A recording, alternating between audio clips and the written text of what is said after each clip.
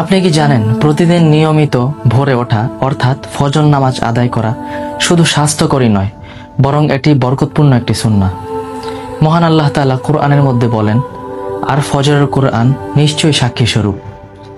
রাসূলুল্লাহ সাল্লাল্লাহু আলাইহি ওয়াসাল্লাম আল্লাহর কাছে দোয়া করতেন, হে আল্লাহ, আপনি আমার উম্মতের সকালকে বরকতপূর্ণ করে দিন। সুবহানাল্লাহ। আর হ্যাঁ প্রিয় ভাই, প্রতিদিন যারা এই বরকতপূর্ণ সময়ে ঘুমিয়ে থাকেন তাদের জন্য দুঃসংবাদ হলো, রাসূল সাল্লাল্লাহু আলাইহি ওয়াসাল্লাম বলেছেন, উক্ত ব্যক্তি যিনি ফজরের সময় ঘুমিয়ে থাকেন তার ঘাড়ে শয়তান 3টি গিঁট বেঁধে দেয়। অর্থাৎ তিনি যখন ঘুম থেকে ওঠেন, আল্লাহর নাম নেয়, তখন তার একটি গিঁট খুলে দেওয়া হয়।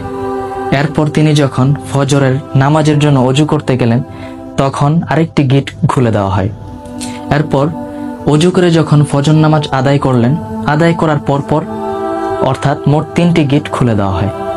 আলহামদুলিল্লাহ।